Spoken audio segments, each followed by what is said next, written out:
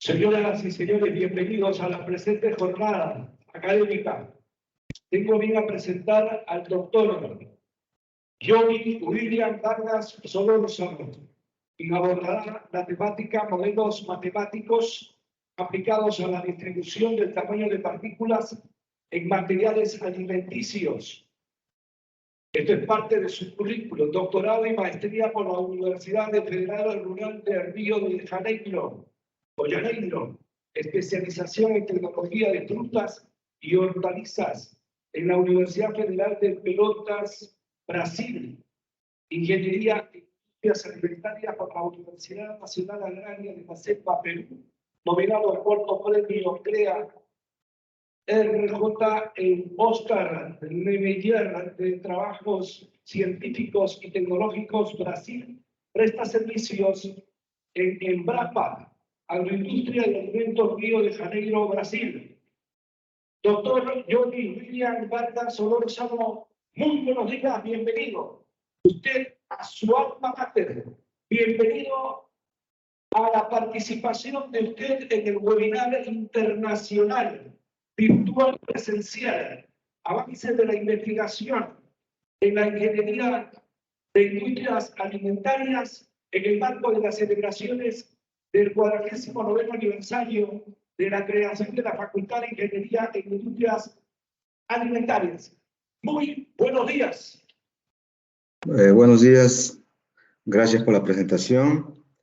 Es un privilegio estar compartiendo un poco de información con ustedes y con mi alma mater. Brevemente, entonces vamos a comenzar con el tema. Voy a compartir la imagen.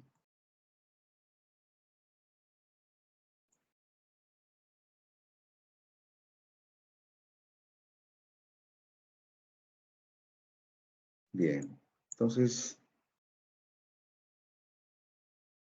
se está viendo, ¿verdad?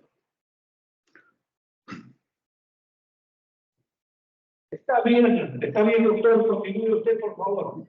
Muy bien, entonces vamos a dar inicio.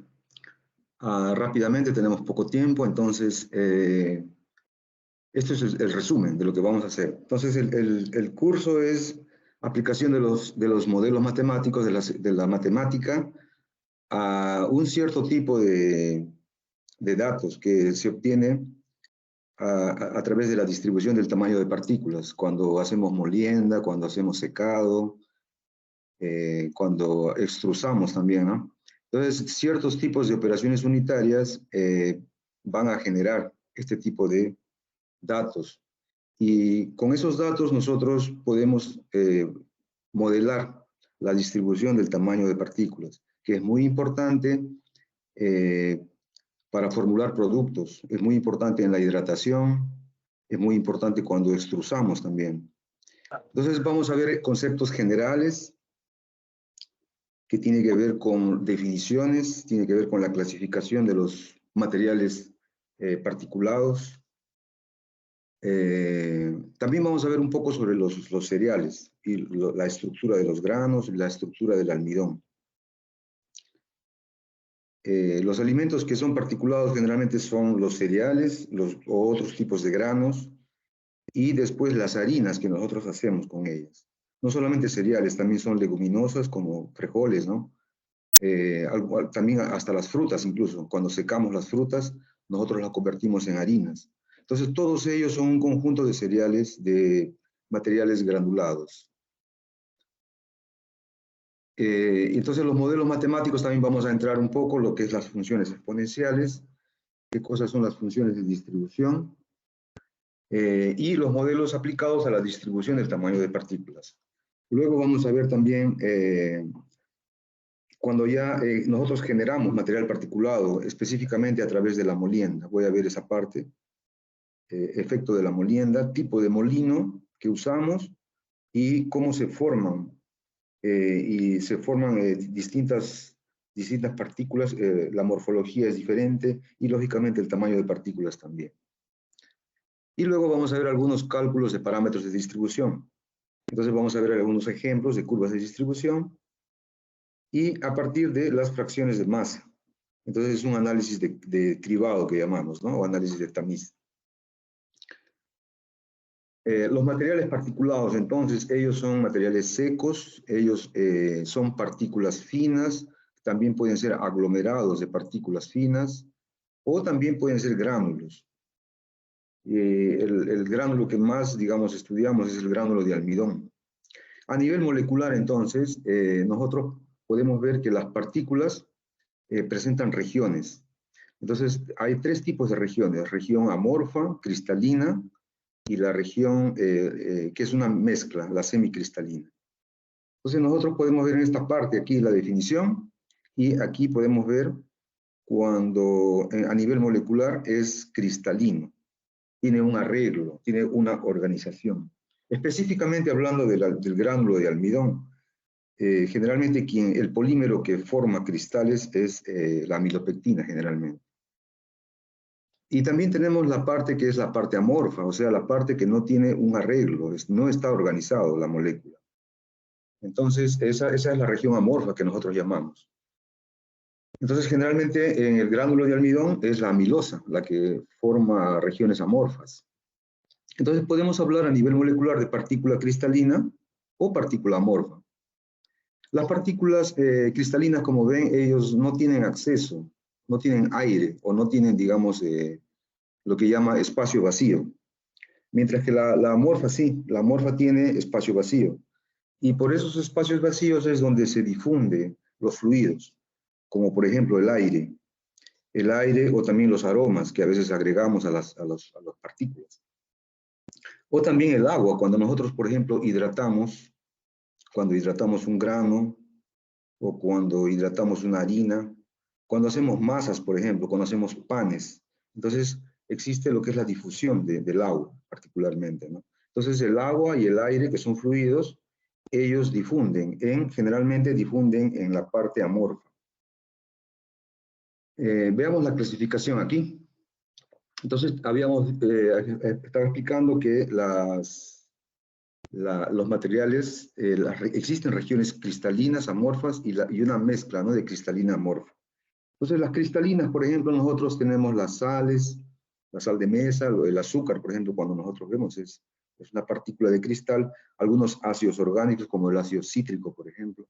Cuando es amorfo, por ejemplo, nosotros tenemos generalmente productos que se obtienen del secado.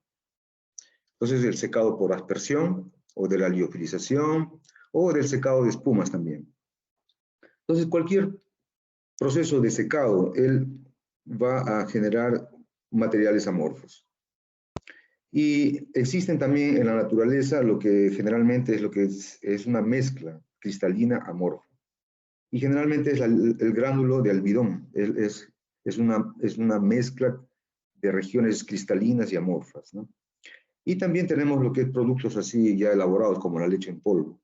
Entonces, la leche en polvo tiene las proteínas, y también tiene el azúcar, que es la lactosa. Entonces, la lactosa, ella cristaliza. Y la parte amorfa es generalmente la proteína que le dan. Entonces, la leche en polvo es un ejemplo de producto no natural, que lo hacemos, pero que es una mezcla de regiones cristalinas y amorfas. Existen propiedades de estos materiales particulados específicamente, hablando, por ejemplo, la higroscopicidad es una propiedad de ellas. Entonces,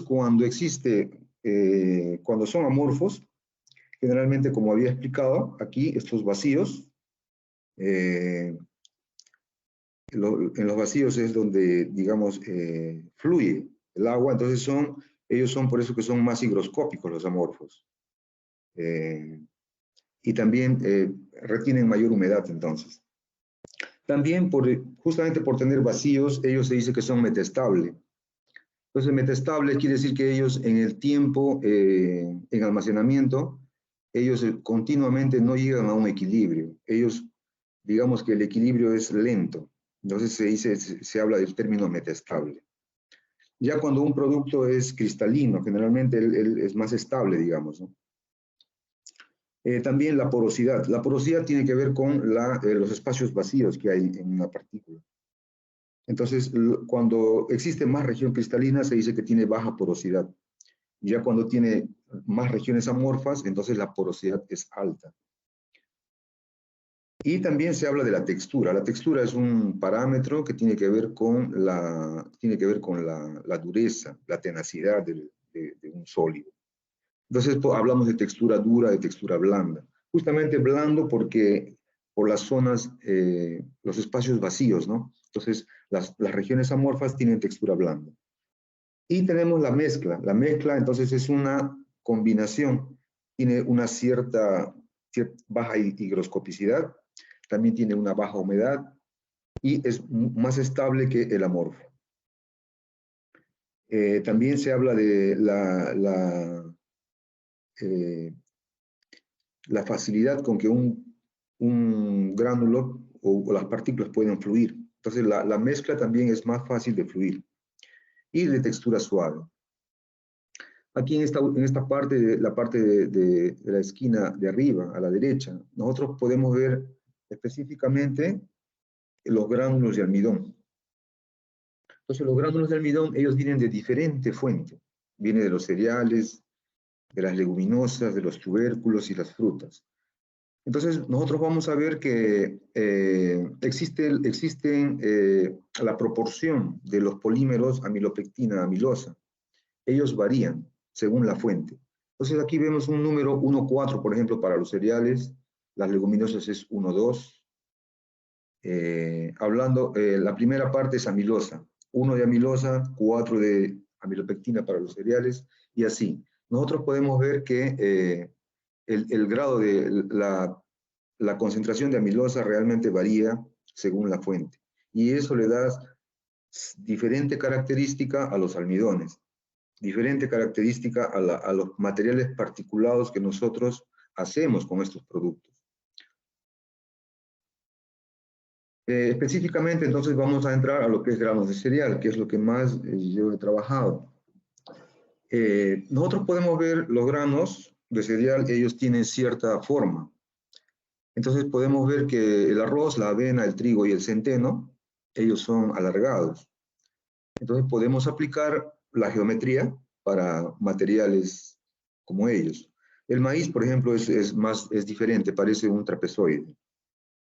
Y el sorgo y también el mijo, o el mileto, ellos son medio arredondados. Entonces también entra ahí la quinoa, por ejemplo. Entonces, cuando nosotros también en la naturaleza tenemos este tipo de material particulado, natural, que son los granos. Entonces, a ellos nosotros podemos aplicar cierta geometría para definir la forma. Cuando nosotros molemos a estos productos, nosotros vamos a tener una serie de partículas. Y esas partículas generalmente son irregulares. Entonces, ahí viene un concepto de lo que se llama la esfericidad. Entonces, la esfericidad es un concepto que se aplica a formas irregulares que nosotros obtenemos, ya sea generalmente cuando hacemos molienda. Veamos entonces el grano de arroz, por ejemplo. El grano de arroz, nosotros, aquí tenemos ya el arroz sin cáscara. Aquí tenemos el arroz, un corte transversal del arroz con cáscara.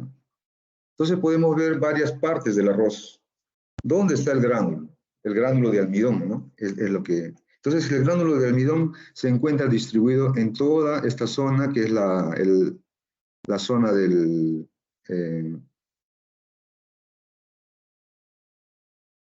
en esta zona del endosperma amiláceo.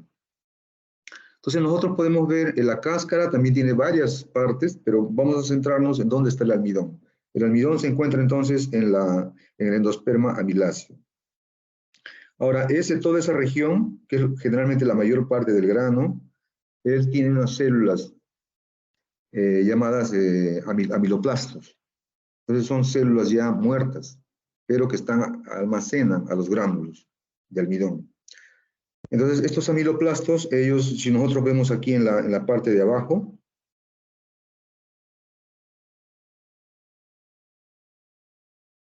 voy a usar el puntero. Aquí. Entonces, esto es un amiloplasto, por ejemplo, aquí. Este es un amiloplasto. Entonces, aquí es una vista mayor. Nosotros podemos ver aquí, dentro del amiloplasto existen agrupamientos de gránulos. Entonces, los gránulos, específicamente en el arroz, ellos están formando granos compuestos, llaman. Entonces, si nosotros hacemos un corte transversal a un gránulo, lo que nosotros vamos a ver es esta parte de la... Vamos a ver aquí varias regiones. Entonces, nosotros aquí en la parte de arriba, nosotros podemos ver, esta es la región de rico en amilopectina, y estos canales son la amilosa. Entonces, es una organización del gránulo de almidón, y cómo la amilosa, amilopectina, ellos están organizados. Generalmente en el centro del gránulo es amilosa, entonces son regiones amorfas. La amilosa también a veces cristaliza, pero en los canales, en los canales radiales que vemos. Y la que más cristaliza es la amilopectina, así como estamos viendo, son bloques de amilopectina. Entonces, dependiendo de la fuente, la proporción amilosa-amilopectina varía. Y cuando nosotros destruimos a través de la molienda a los cereales para hacer harinas, entonces se van a formar una serie los gránulos de amido van a soltarse. Dependiendo del grado de molienda que nosotros hacemos, podemos incluso hasta damnificar al gránulo de almidón. En algunas aplicaciones es adecuado incluso damnificar hasta cierto grado el almidón. En algunas aplicaciones no es adecuado damnificar. Entonces, el grado de damnificación del almidón va a depender bastante del propósito de la harina que nosotros queremos hacer. Cuando ustedes van al supermercado, ustedes van a ver varios tipos de harina especial que llaman. Entonces, harina especial porque tiene una cierta función para, por ejemplo, hacer queques, por ejemplo. Entonces, más o menos esa es la idea, ¿no? De lo que es la molienda asociado con la estructura. Entonces, veamos ahora la otra parte, que es las funciones exponenciales. Ya hemos visto un poco de los materiales particulados y ahora vamos a lo que es las funciones exponenciales. Entonces, para que sea exponencial, bueno, la base es el logaritmo neperiano E, y nosotros aquí podemos ver, tenemos aquí este parámetro B y este parámetro A. Ellos serían los parámetros de la función, ¿no? Entonces, aquí, por ejemplo, tenemos otra función exponencial donde digamos que la variable independiente X está al cuadrado. Y aquí nosotros podemos ver que dentro de la variable independiente también existe un tercer parámetro, C. Entonces aquí tenemos tres parámetros, tenemos A, B, C minúscula.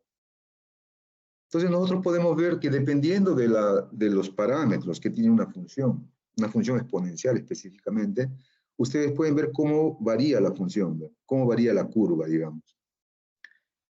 Entonces, existen algunas funciones exponenciales donde, por ejemplo, aquí este parámetro, que está aquí, que sería C en esta parte, es el promedio, es la media, digamos, de los valores. Entonces, ese tipo de función es un tipo especial y es lo que se conoce como la función de distribución normal. Entonces, para que sea función de distribución, hay que reunir ciertas características, esa curva. Entonces, no todas las funciones exponenciales cumplen de función de distribución. Entonces, algunas funciones exponenciales llegan a ser de distribución, ¿no? Entonces, eso de ahí tiene que ver con la teoría de probabilidades. Entonces, más o menos, ¿qué es lo que nosotros, cuando nosotros generamos datos, con esos datos nosotros vamos a construir curvas? Ahora, esas curvas hay que entender que también tienen una relación. Generalmente, a veces esas curvas, en este caso, por ejemplo, son las derivadas. Vamos a suponer que estas curvas que están en anaranjado sean las derivadas. Entonces, existe una función primitiva. Si esta función es la función derivada, esta es la función derivada, entonces existe una función primitiva. Esta sería la primitiva. O sea, la función de la que viene. Entonces, hay una relación. Entonces, ¿cómo nosotros obtenemos la función primitiva? Entonces, a través de integrales. Entonces, aquí nosotros tenemos esta relación, la función primitiva con su derivada. Y estas serían las funciones a través de integrales. Específicamente, cuando nosotros encontramos una función exponencial que cumple de función de distribución, entonces estos parámetros, por ejemplo, son especiales. Estos parámetros que vemos acá son para la función de distribución normal, que nosotros vamos a ver en la otra. Entonces hay una relación, ¿ve? Hay una relación entre una función y su derivada. Lo mismo ocurre cuando nosotros tenemos aquí, por ejemplo, la función de distribución normal. La función de distribución normal, nosotros podemos ver que tenemos la derivada, es la que está en anaranjado, y la función primitiva es la f, ¿no? La f mayúscula.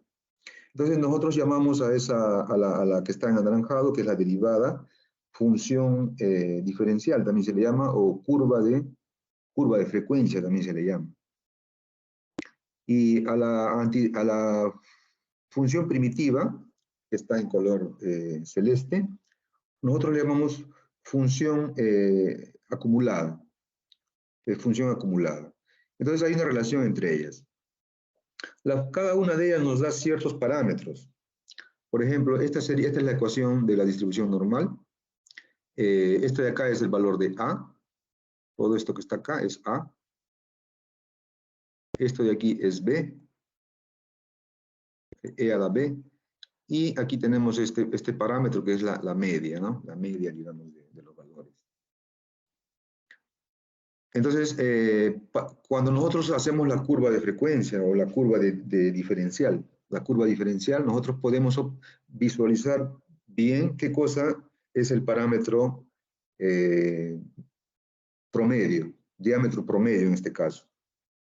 Para este tipo específico que estamos estudiando, la variable independiente es el diámetro de las partículas que nosotros queremos cuantificar.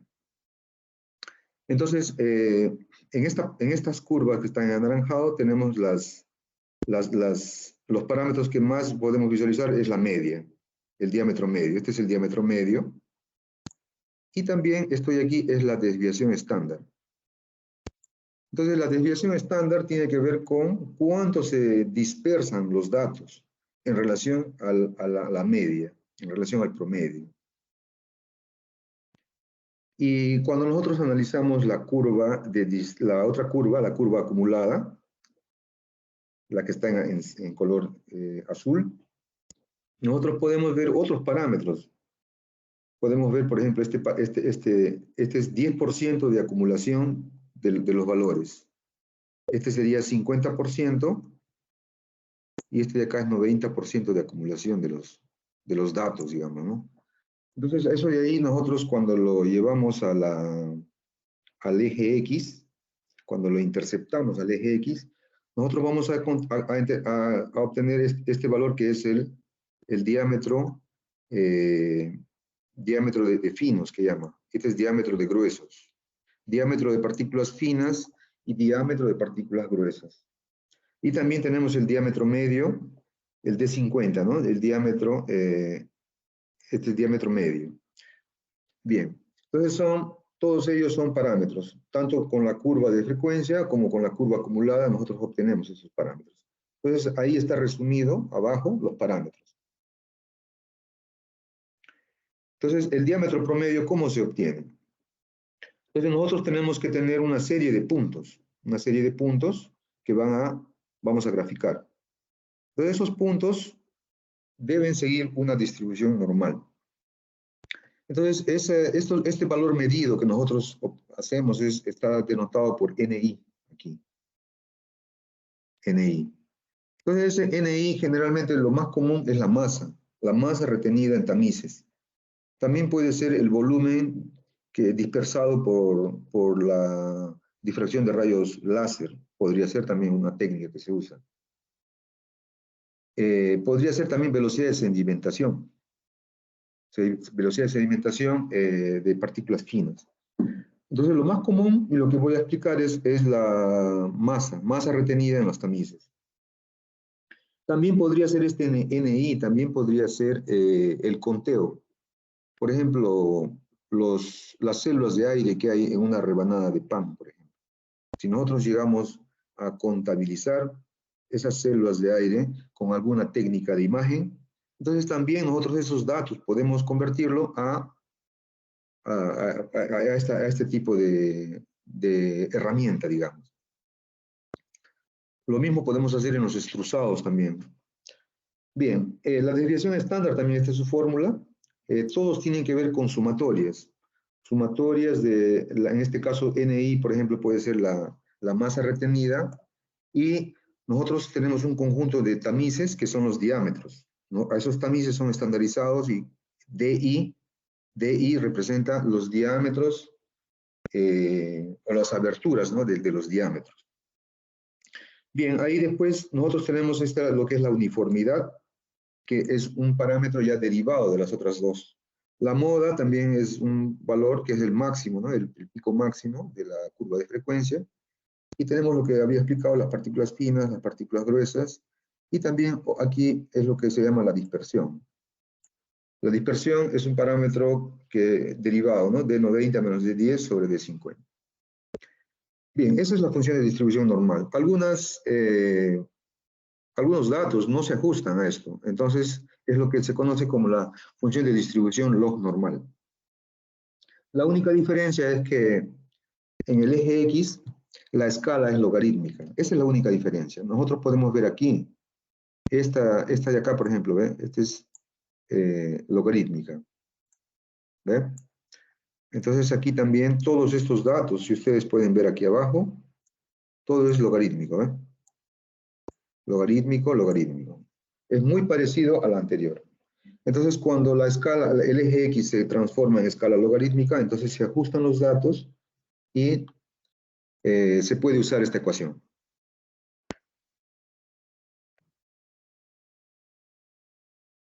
Entonces aquí tenemos otros dos modelos. Modelo de Rosin, Rambler, Sperling y Bennett. Y modelo de Gaudin, Schumann. Entonces aquí tenemos, esta es la ecuación. Para Rosin, Rambler, Sperling, Bennett, esta que está acá. Esta es la ecuación.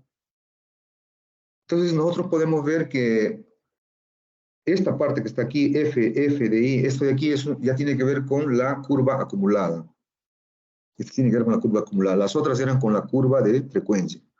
Entonces, ese F de I, eso de ahí en ambas ecuaciones, aquí, esta es la de Gaudin, en ambas ecuaciones, aquí, estas dos, F de I significa la masa retenida en porcentaje en el tamiz de tamaño de abertura de I. Entonces aquí nosotros a la izquierda tenemos un conjunto de tamices, y ese conjunto de tamices nosotros lo llevamos a un equipo que es un agitador de tamices. Él, digamos que menea a los tamices y también le da un golpe vertical. Entonces es una forma de hacer con que las partículas no se queden incrustadas, digamos, en la malla. Entonces la partícula pueda fluir libremente, ¿no? Y también un tiempo adecuado. Por lo general le damos unos 10 minutos para que él pueda, digamos, segregar las partículas que se colocan arriba. Bien, entonces la masa retenida, entonces eso sería F de I, ¿ve? En ambas ecuaciones. Y 1 menos F de sería, digamos, la masa no retenida en el tamiz de ese tamaño de abertura. O sea, sería, digamos, el complemento. Entonces, por ejemplo, aquí, ¿no? Vamos a suponer en este DI, en este tamiz que está acá, este tamiz. Entonces, este tamiz tiene un DI adecuado, un DI ya determinado. Entonces, la masa que queda retenido arriba sería F de I, corresponde, en porcentaje. Pero la masa que pasa, toda la masa que pasa sería 1 menos F de I. Estas ambas ecuaciones lo que se hace es transformar. Se hace una transformación log-log que llama, ¿no? O sea, digamos que tanto la escala, el eje X como el eje Y van a ser logarítmicos. En el anterior, nosotros, la función de distribución log normal, solamente la escala, el eje X nomás se hace transformación log. En este caso, en ambos, se hace la transformación log-log. Entonces, al aplicar la teoría de logaritmos, nosotros llegamos a esta ecuación. Y también para Gaudin-Schumann, nosotros llegamos a esta ecuación, que está de acá. Y nosotros podemos ver aquí que este de aquí se reduce a una ecuación de recta. Entonces, toda esta parte es y, ¿no? Y esta otra, logaritmo de y, sería x, en mayúscula. Entonces, ya haciendo una transformación a una ecuación de recta, nosotros podemos, vamos a plotear estos datos, los datos que tenemos de las masas, y nosotros vamos a, la pendiente de la curva, que sería n, vamos a encontrar. Y lo mismo aquí. Entonces la diferencia es que esta de acá tiene intercepto, que sería B, el intercepto, y la de Gaudin-Schumann no tiene intercepto. Eso nace en el origen, digamos, ¿no? Es una recta que nace en el origen. Bien, esas son las 4 que más se usan en lo que es, digamos, modelos. Todas ellas son exponenciales. Bien, ahora vamos a explicar un poco la otra parte, la tercera parte. Estamos aquí. Veamos específicamente la molienda, efecto de la molienda en el tamaño de partículas. Entonces, cuando nosotros usamos un tipo de molino, el molino tiene una serie de mecanismos de partes mecánicas. Por ejemplo, el molino de discos, ¿no? Él tiene un rotor y un estator. Un disco, ¿no? Disco rotor, disco estator. Y tiene una abertura. Entonces, dependiendo de cómo ajustamos la abertura, dependiendo también cómo es digamos, la superficie de esos discos, va a interactuar con los granos, ya sea de cereal o de otro tipo de grano. Entonces, nosotros podemos ver, al lado izquierdo, podemos ver, esto de acá es arroz integral, molido con discos. Y después también la idea es encontrar los tamices. Estos tamices que están aquí, todo este conjunto de tamices, la idea es que él segregue las partículas.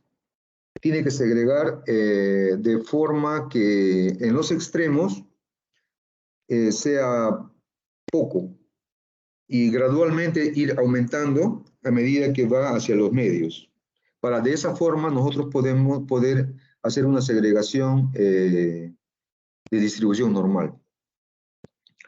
En el primer intento que nosotros, digamos, seleccionamos un conjunto de tamices, generalmente no nos va a salir una distribución, una curva de campana no nos va a dar. Entonces lo que tenemos que hacer es ir jugando con las peneiras. Entonces vamos jugando, vamos viendo, le podemos aumentar o disminuir el tamaño, dependiendo cómo sale en el primer intento de la segregación. Y de esa forma nosotros vamos a llegar a conseguir un conjunto de peneiras que realmente va a segregar y va a formar una curva de campana. En este trabajo lo que se ha hecho es, cada partícula segregada en el tamiz se ha tomado una pequeña porción y se le ha llevado al microscopio óptico. Entonces podemos ver también la morfología de las partículas. El molino de discos, generalmente él genera partículas mayores, grandes, y generalmente son arredondadas. Otra cosa que también se ha observado es que el pericarpo, que es la parte, digamos, la cascarita del grano, el pericarpo entonces queda retenido en las partículas más gruesas. Este tipo de estudio es molienda de un solo paso, que llaman. Existen moliendas que también, digamos, continuamente regresan, ¿no? Con retroalimentación. Esto no, esto de aquí es solo para entender cómo es el efecto de la molienda de un solo paso. Y al lado derecho tenemos el molino de rodillos. Entonces es otro molino que tiene un conjunto de rodillos y tiene 3 partes donde entra en contacto, digamos, el cereal, ¿no? el grano. Entonces lo va a quebrar por compresión. Entonces el molino de discos trabaja por fricción, por, digamos, cizallamiento, ¿no? Shear. Él hace cizallamiento.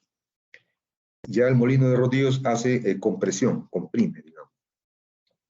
Entonces nosotros podemos ver que el molino de rodillos crea partículas más pequeñas. También, igual, era necesario conseguir un conjunto de peneiras que puedan segregar llevando una curva de campana. Entonces, ¿cómo nosotros partimos para hacer un trabajo así? Nosotros tenemos que, primeramente, definir un tipo de cereal, un tipo de grano. Después vamos a llegar, dependiendo del tipo de molino, nosotros vamos a llegar a obtener diferentes formas y tamaños de material particulado. Formas y tamaños. Entonces, eso ahí tiene que ver con la variable de mi estudio, ¿no? Variable de estudio. Entonces, la variable de estudio en este caso es el tipo de molino. Bien, también una variable de estudio podría ser, por ejemplo, la humedad del grano que entra aquí. La humedad, por ejemplo. Entonces, ya tendría dos variables de estudios. Otro podría ser, por ejemplo, la velocidad de alimentación. O sea que la forma como alimentamos, los kilogramos por hora que alimentamos, también sería otra variable.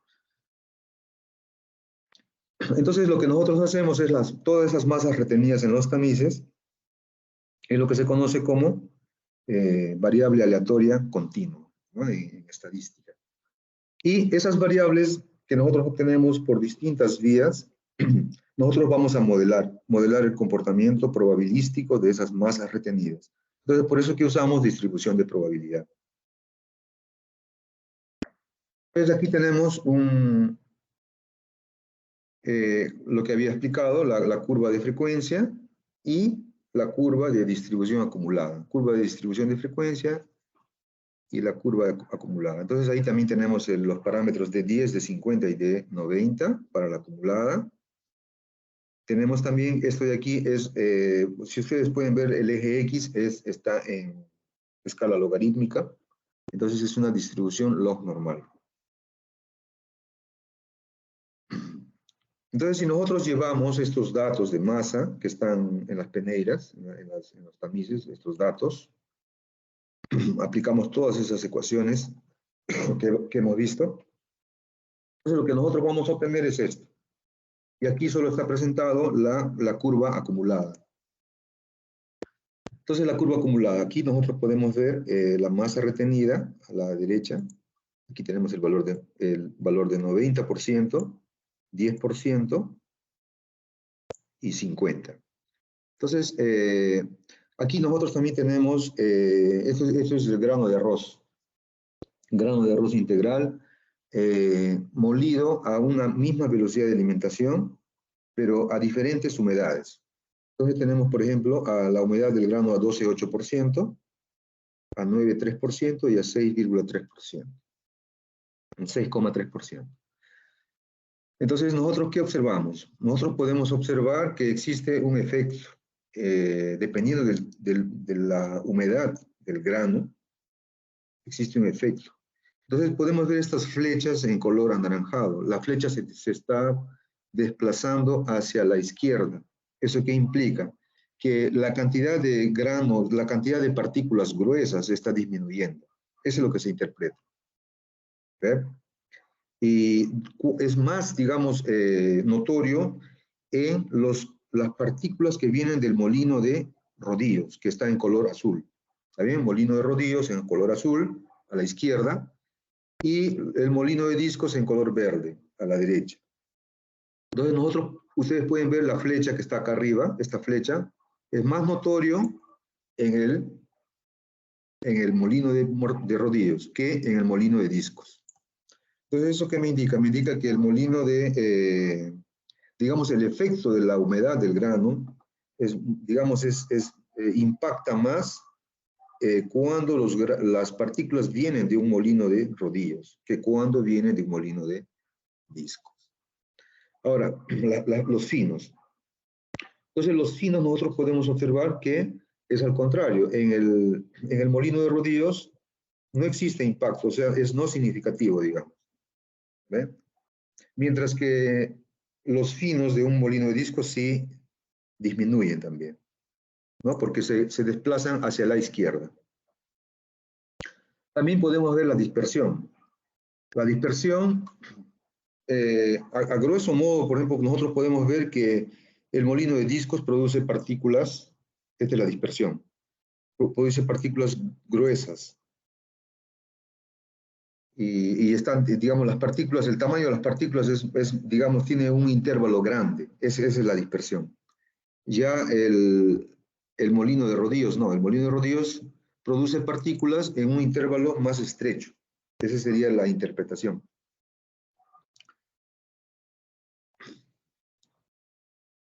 Bien, ahora vamos a la otra parte, ya la última parte, donde son las aplicaciones. Entonces aquí, por ejemplo, tenemos una tabla, nosotros, del arroz integral, lo que habíamos visto. Estos son los números de las mallas de los tamices. Y esta de acá es su abertura. Los tamices, las aberturas son cuadradas. Generalmente, ¿qué significa la malla? ¿No? Significa, digamos, el número de hilos por pulgada, ¿no? Generalmente. Entonces, el número de hilos por pulgada, y llevándolo a un sistema internacional, sería aproximadamente 63 micras, ¿no? El 230 mesh. Entonces aquí nosotros podemos ver, este sería el conjunto de cada peneira, cada tamiz para el arroz. Aquí nosotros podemos ver, esta sería, este de aquí es su distribución, este es del arroz, en color azul, en color oscuro, negro, es la curva de distribución. Curva de distribución en color azul, perdón, en color gris, es para la avena. Entonces, he juntado el arroz con la avena porque ellos tienen muy parecido los gránulos de almidón de ellos, son muy parecidos. Los gránulos de almidón de la avena y del arroz están agrupados como grano compuesto ya. Como gránulo compuesto se llama, ¿no? O sea, son como si fuesen, digamos que los gránulos de ellos son más pequeños que cualquier otra fuente. Por favor, 5 minutos de exposición. ¿Aló? Minutos de queda, por favor, de su exposición, fuera tan amable. Sí, ya termino ya en 4 minutos. Y a la parte de abajo nosotros tenemos las curvas de frecuencia, las curvas, perdón, acumuladas. Entonces tenemos las curvas de frecuencia arriba y las curvas acumuladas. Entonces cada uno, así como expliqué, tenemos aquí el de 90, el de 50 y el de 10. Bien, aquí también nosotros tenemos estos serían la humedad.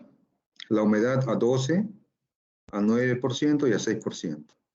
Entonces, con estos datos nosotros podemos reproducir todos estos gráficos.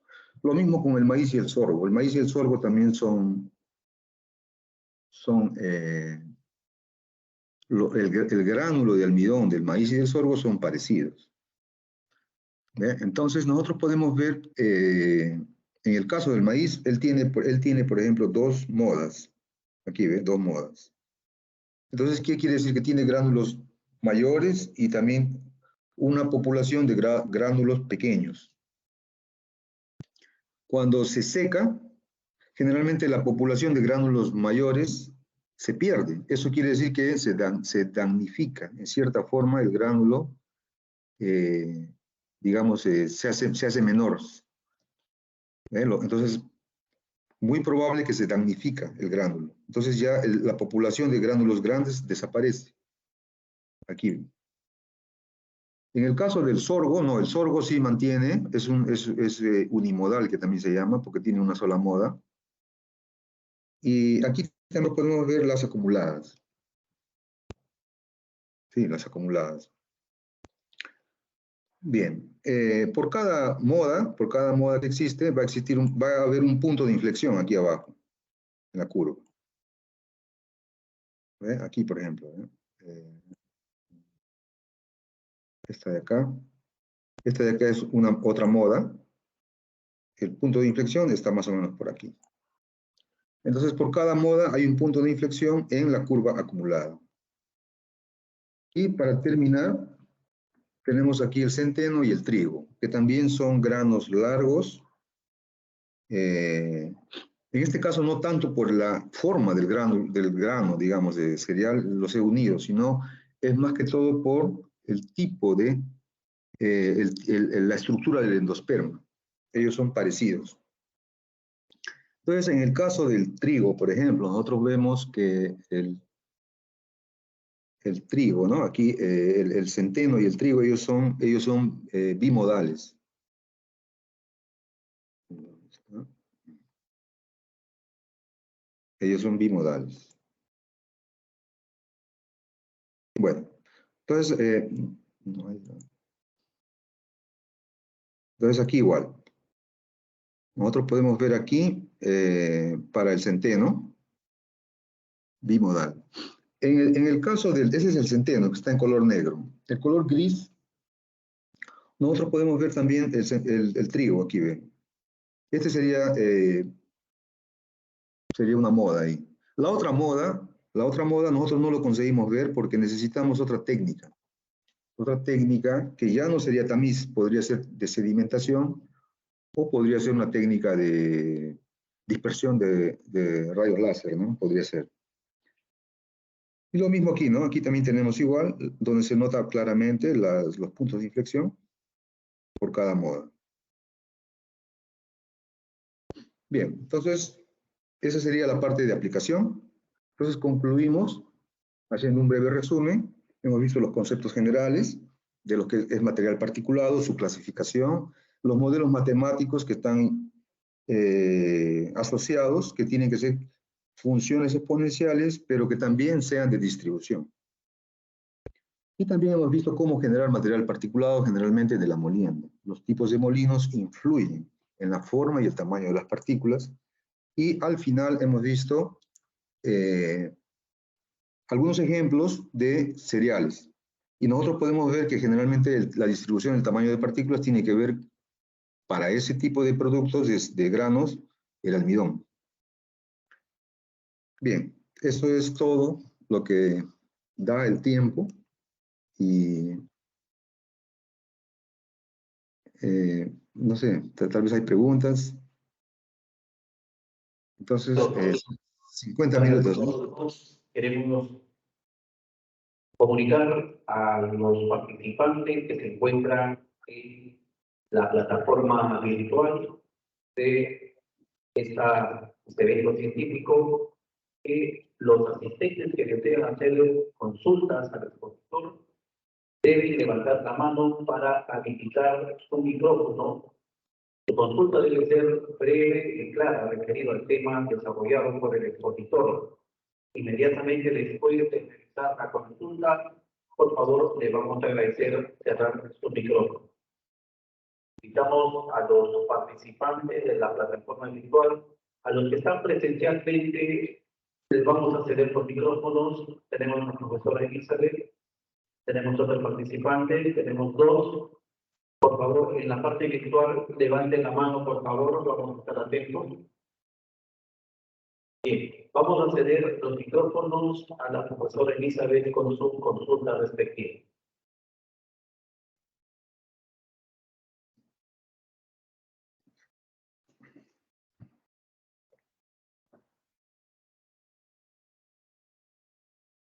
Gracias. Muy buenos días, doctor Johnny. Felicitarle por la exposición.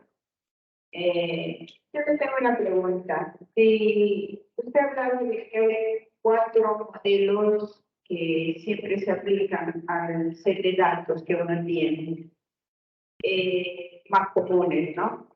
Al momento del modelamiento. Mi pregunta va, si yo tengo el set de datos, tengo que mínimo pasar ¿cuántos modelos? ¿Los 4? O, por ejemplo, trabajar con 3 o 2 es suficiente. Eso me queda la duda porque he tenido este problema. Entonces, ¿cuánto me da la seguridad para poder ir a firmar cuál es el mejor modelo que se ajusta. Gracias. Sí, puedes probar, ¿no?, todos los modelos y tendrías que aplicar técnicas de bondad de ajuste. Entonces, la bondad de ajuste, el R cuadrado, por ejemplo, ¿no?, es cuánto se ajusta los datos experimentales a la curva. El error estándar de la media, disminuir el error estándar de la media, por ejemplo, es una técnica que se usa, ¿no?, para poder clasificar, digamos, cuál modelo es mejor. Entonces tendrías que usar esas técnicas, ¿no?, de estadística. Pruebas de bondad y ajuste es lo que se llama. Muchas gracias, doctor. Tenemos otra pregunta del público. Buenos días, su nombre, por favor, y su pregunta. Buenos días, mi nombre es Mónica. Felicitarle, doctor, por la exposición, muy interesante. Quería hacer una pregunta acerca de la gráfica tropical. ¿Se recomienda hacer la gráfica con la ecuación linealizada o sería la gráfica con la ecuación exponencial? Normalmente, bueno, el gráfico es acumulado o curva de frecuencia. Son dos, ¿no? Ninguna de ellas es linealizada, ¿no? Todas ellas son curvas realmente, no hay... Entonces, cada curva, la curva de frecuencia, él te va a dar un cierto parámetro, como hemos visto. El diámetro promedio te va a dar también, te va a visualizar mejor, digamos, la desviación estándar. Y la curva acumulada te va a dar los diámetros, ¿no?, de 90, de 50, de 10.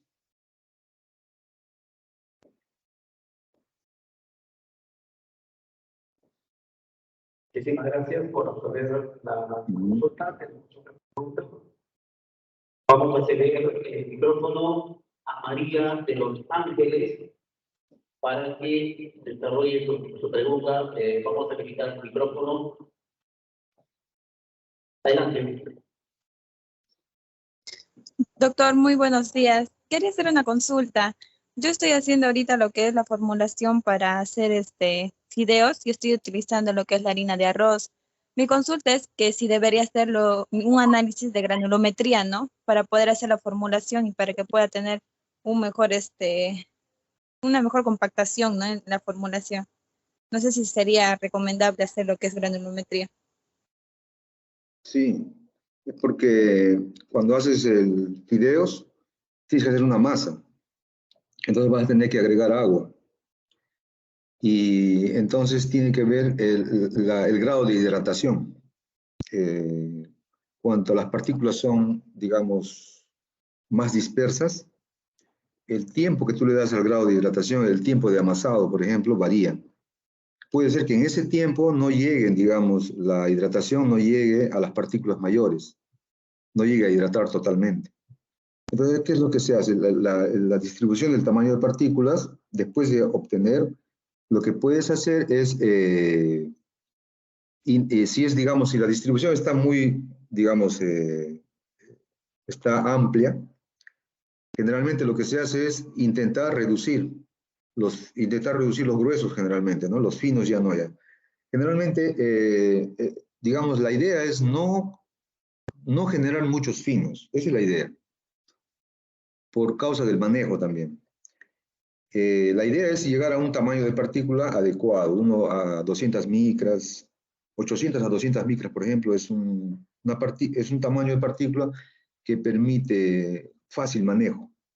Entonces, ¿qué es lo que normalmente se hace? Cuando se hace después de la molienda, si se ve que la distribución de partículas está muy amplia, entonces lo que tienes que hacer es disminuir los gruesos. ¿Cómo haces eso? Ya sabes de qué fracción tú puedes, por ejemplo, juntar y volver a pasar por el molino, por ejemplo. Entonces, esa es una forma de ir cambiando la distribución de partículas. Y es adecuado eso, ¿por qué? Porque eso de ahí influye, como dije, ¿no?, en la hidratación. ¿Bien? Gracias, doctor. Bien, gracias. ¿Algún otro participante que desea hacer su pregunta puede levantar la mano en la plataforma virtual o presencialmente? Levanten su mano los que desean. Bien, muchas gracias. Extraordinaria la ponencia del doctor Johnny William Vargas Sotosa. Muchísimas gracias. Muy amable. Gracias a ustedes, gracias.